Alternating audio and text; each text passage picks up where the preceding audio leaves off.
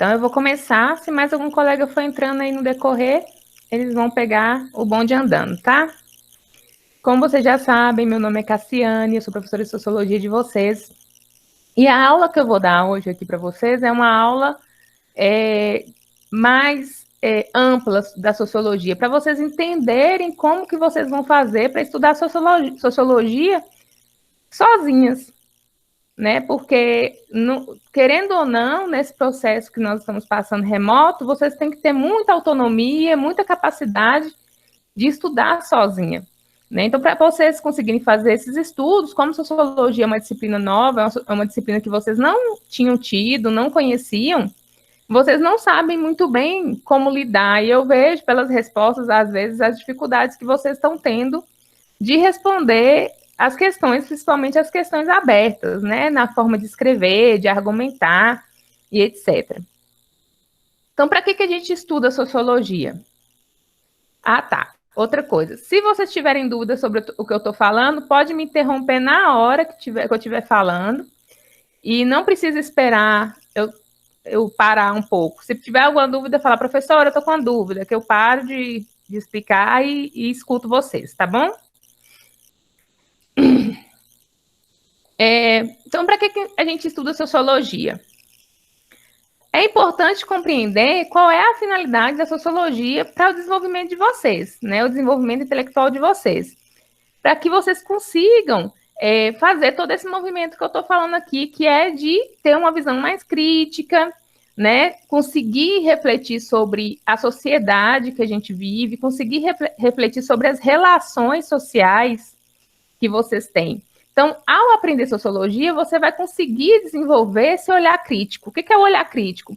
É eu conseguir perceber que, por exemplo, dentro da minha casa, da minha família, eu tenho uma hierarquia, né? Eu tenho meus pais, meus avós, seja lá com quem eu moro, né? Com meus pais ou com meus avós, meus tios, padrinhos, e dentro dessa casa tem uma hierarquia, tem uma pessoa que tem mais mando, tem uma pessoa que pode decidir mais do que as outras. Essa hierarquia é algo próprio de viver em sociedade.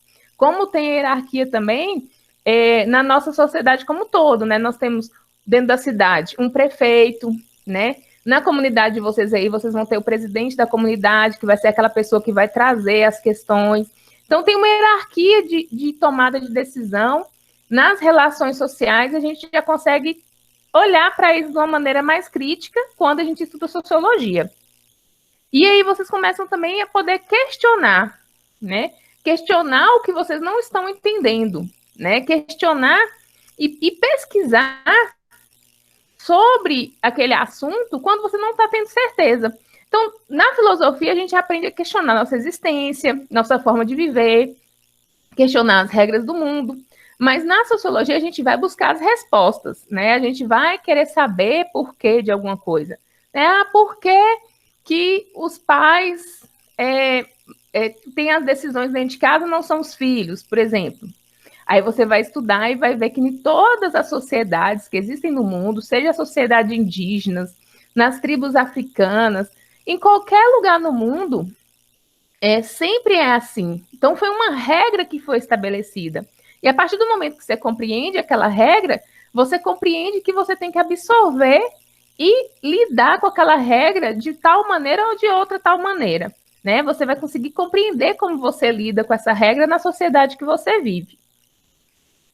Então, o que é a sociologia de fato? Né? Qual que é o conceito de sociologia? A sociologia é essa ciência, né? Uma ciência das ciências humanas, não é uma ciência exata como a matemática, como a biologia, é uma ciência da exploração, da reflexão, que estuda o comportamento humano, mas não é psicologia, tá? Estuda o comportamento humano e a forma como ele está se relacionando, como esse comportamento está sendo colocado nas relações sociais, para dizer melhor. Né? Então, eu, professora, resolvo dentro da sala de aula ter uma atitude, um comportamento mais severo, de sempre estar brigando com vocês, de sempre estar reclamando e falando para vocês ficarem encalados, etc, etc. Esse comportamento vai refletir na relação que eu vou ter com vocês. Provavelmente, se eu for essa professora, quando eu chegar na sala, vocês já vão ficar meio tensos, assustados. Chegou Cassiane, ela é brava. Mas se eu for uma professora tranquila, né, se meu comportamento for de ouvir vocês, de querer saber como vocês estão aprendendo e tal, quando eu chegar na sala, vocês vão ficar mais tranquilos. Agora é o horário da professora Cassiane. Então, isso vai refletir na nossa relação.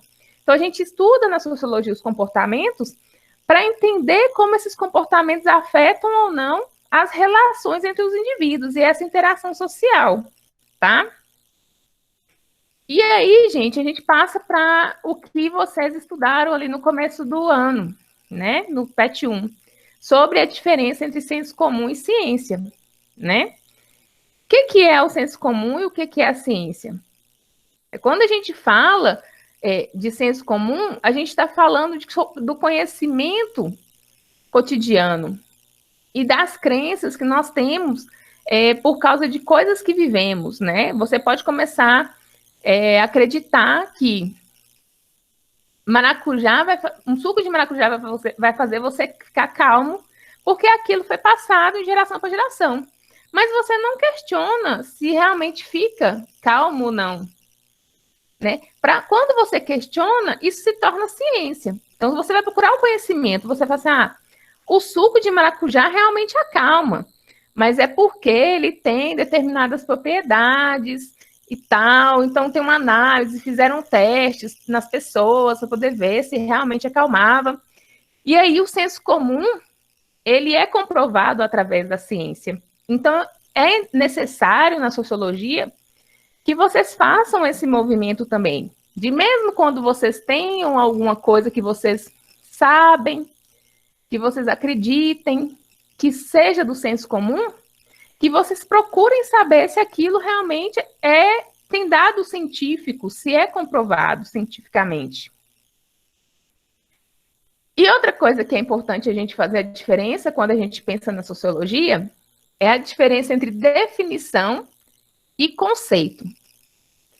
Professora, agora eu não entendi nada. O que tem a ver definição e conceito com sociologia? Parece coisa de português.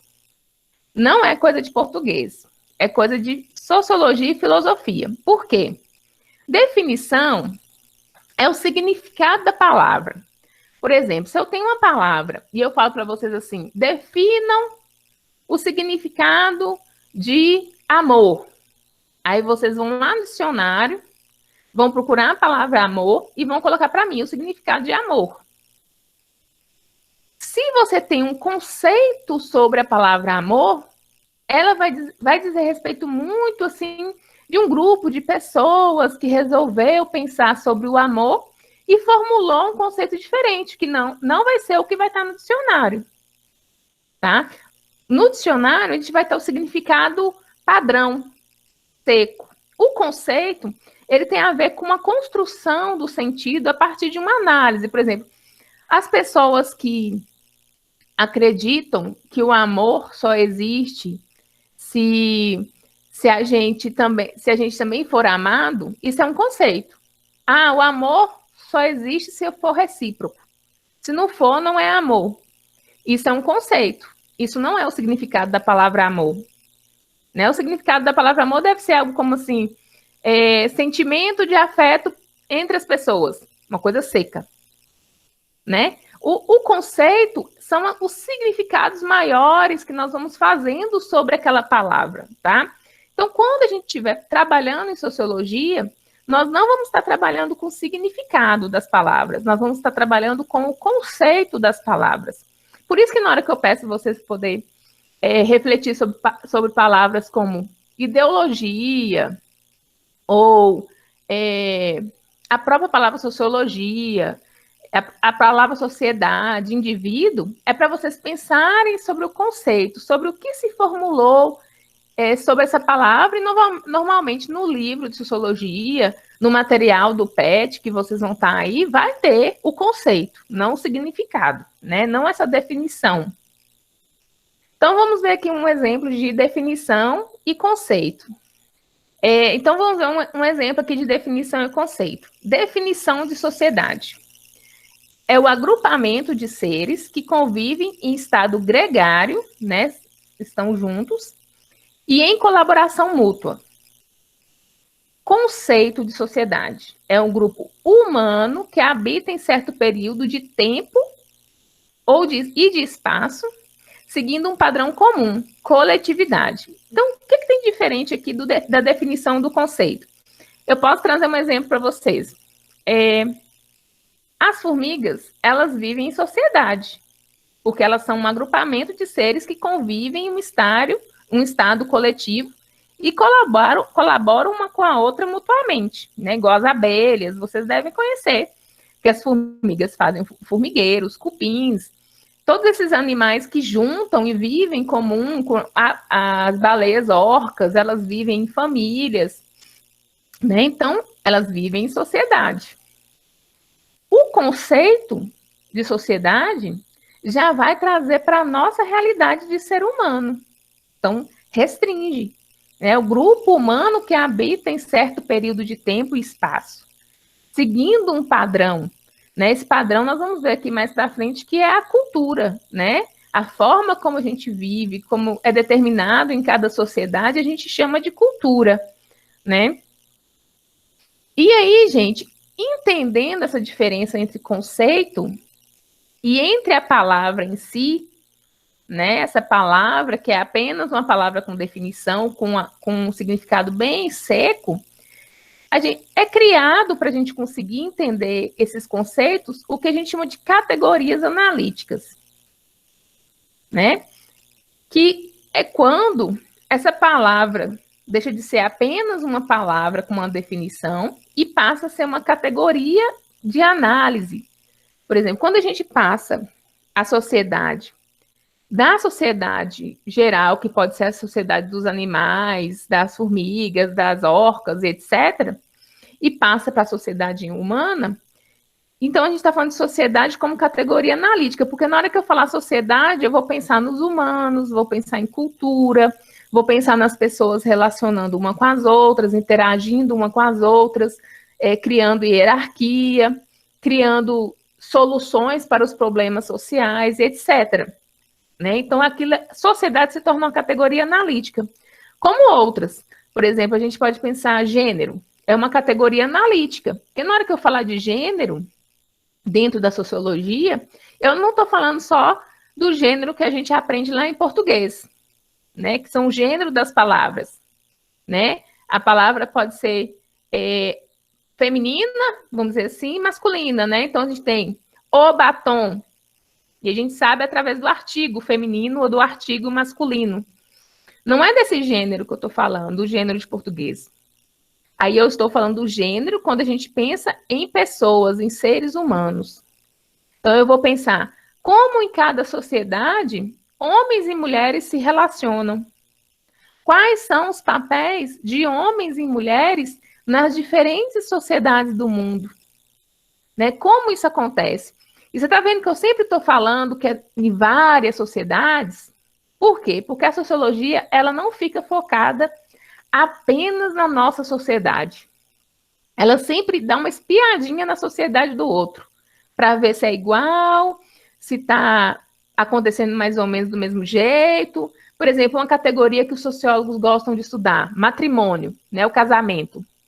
Aí eles foram em várias sociedades e falaram, em todas as sociedades as pessoas se casam, seja de um jeito ou de outro. De alguma forma, as pessoas se unem para formar uma família, né? Elas se casam. Aí eles vão falar, então casamento é uma categoria para a gente analisar. Porque já que acontece em todas as sociedades, é um fato social, como Durkheim fala. Né? É algo que predomina em toda a sociedade, se torna um fato social. Se torna uma categoria que a gente tem que olhar e analisar com esse senso crítico, com essa reflexão que a gente tem. Então, as principais categorias analíticas da sociologia são sociedade, indivíduo, relações sociais e ações sociais. A gente não consegue falar sobre sociologia se a gente não falar dessas 4 categorias de análise aqui. Né? A gente, sempre vocês vão ver que vai estar falando, a sociedade, o indivíduo faz isso em tal sociedade. O indivíduo em suas relações sociais faz assim, faz assado, interage assim. os indivíduos têm ações tais que faz com que a sociedade seja assim ou seja assado. Então, sempre esses quatro termos aqui, essas quatro palavras e termos, elas vão predominar dentro da análise da sociologia, tá? E quais são os principais pensadores, os pensadores clássicos da sociologia que vocês sempre vão ouvir falar deles? Vocês vão ouvir falar de outros, né? Sempre no livro didático Sociologia, o pessoal de Vila Nova, provavelmente no próximo bimestre, depois das férias agora do meio do ano, vai pegar o livro de Sociologia, porque eu vou começar a passar o livro de Sociologia. O pessoal de Miralta, que não pegou o livro de Sociologia, pega, porque a partir do terceiro bimestre, as atividades complementares vão ser do livro de Sociologia, viu? Já deixando esse recado. Os pensadores que mais a gente estuda são esses três aqui. Se vocês pegarem o livro de Sociologia e sair passando nas páginas, vocês vão ver. Está sempre falando deles três. Emile Durkheim, Max Weber e Karl Marx. Sempre, sempre, sempre.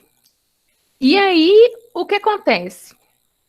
Tem outros, né, gente? Não vai ser só eles três que vocês vão ver o nome, não. Vocês vão ver o nome de vários outros sociólogos, vários outros antropólogos. Mas por que a gente estuda muito esses três? Porque esses três foram os três primeiros, assim, que fizeram todas as análises, que foi fazendo com que os outros que vieram depois conseguissem entender a sociedade. Então, eles foram os pioneiros. Então, como eles foram os pioneiros, igual quando vocês estudam física e que tem Einstein, que tem esses nomes, que vão ser nomes pioneiros, Galileu e etc., aqui também tem os pioneiros, que no caso são esses três aqui. Então, vocês sempre vão ver o nome. E os três são homens. Porque muita gente tem dúvida. Emile Durkheim é mulher? Não, é um homem francês. Então, normalmente na França, alguns nomes que terminam com E são nomes masculinos, tá? O Max Weber, que é alemão, e o Karl Marx, que também é alemão.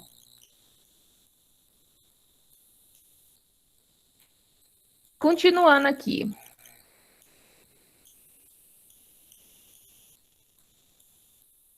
Qual que é o principal método de pesquisa da sociologia? Quando a gente fala, já que é uma ciência que vai nos levar a estudar, qual que é o principal método? Estudar, analisar e observar outras sociedades em busca de padrões sociais.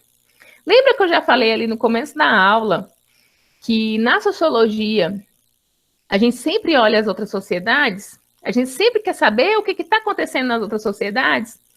É para isso, para que a gente consiga ver quais são os padrões e consiga fazer aquelas categorias analíticas que eu falei com vocês, consigam entender como que os padrões foram criados em cada sociedade, né? Os rituais, como que a religião se manifesta em cada sociedade. Quando eu falo religião, eu não estou falando de fé, eu estou falando da forma como cada grupo religioso tem um ser, tem uma divindade para adorar ou para acreditar, seja lá como eles pensem sobre isso. Eu não estou falando que pensar a religião nas outras sociedades tem que ser sempre da forma como a gente pensa a religião aqui na nossa sociedade, no Brasil, na América. Né? Cada sociedade tem sua forma de pensar, seja como entidades, seja como divindades, seja como um único Deus, como é o caso nosso no cristianismo. Então, a gente vai ver que tem diferença nos padrões dessas categorias. E aí, como eu falei antes, religião também é uma categoria analítica, porque quando se foi em todas as sociedades, se percebeu que religião tinha em todas as sociedades. Uma forma de pensar num ser superior existia em todas as sociedades. Então, religião se tornou essa categoria de análise na sociologia, tá?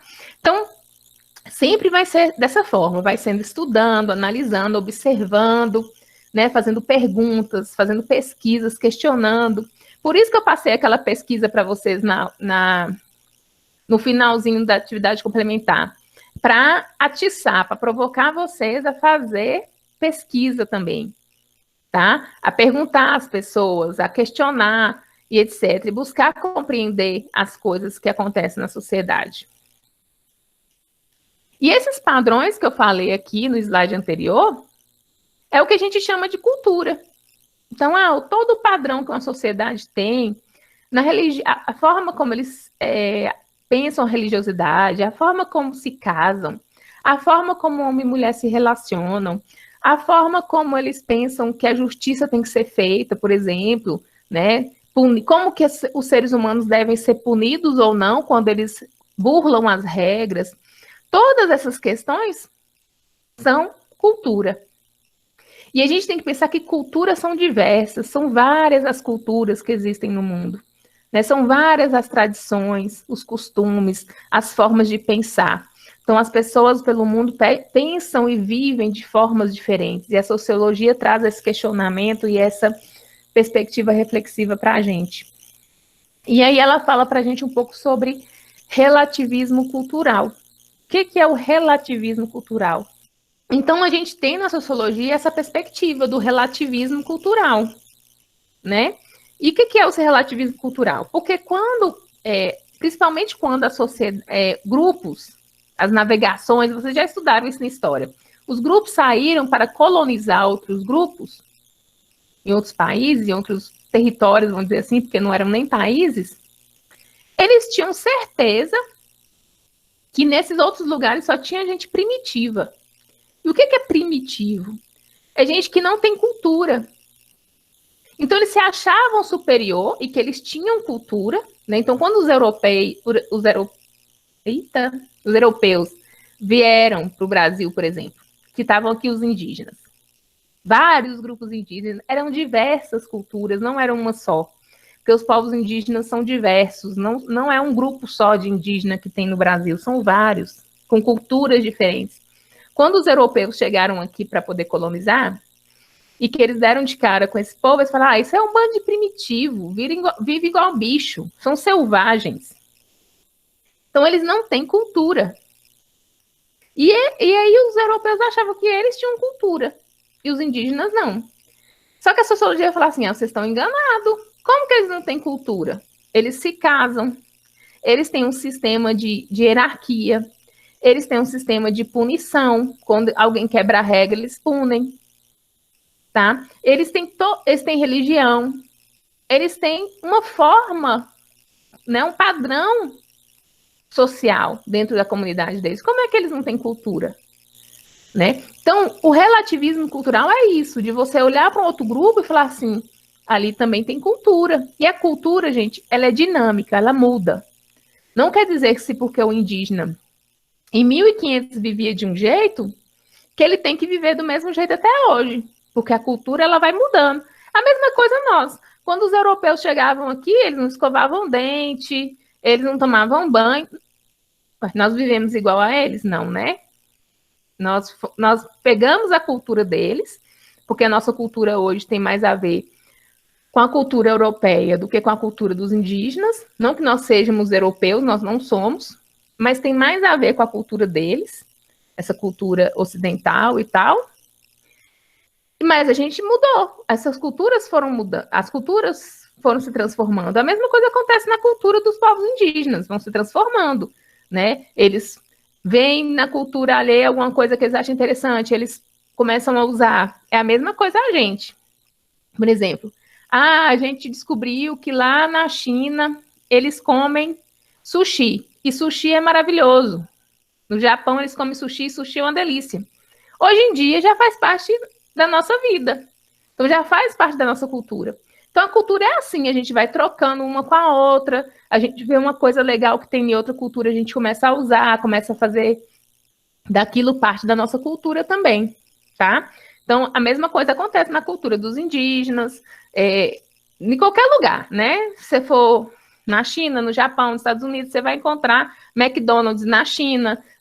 As coisas vão movimentando no mundo, porque a cultura é assim, né? Por isso que a gente tem que respeitar as diferenças e as culturas diversas que existem na nossa sociedade. E aí, para a gente finalizar aqui essa aula, que era para ser uma aula rápida mesmo, para poder vocês não ficarem cansados aí com cansaço de tela. Vocês entenderam por que é importante estudar sociologia? Eu queria saber de vocês se vocês conseguiram entender ou se... Ah, professora, não entendi. Acho que não serve para nada. Vocês conseguiram entender um pouco por que é importante estudar sociologia?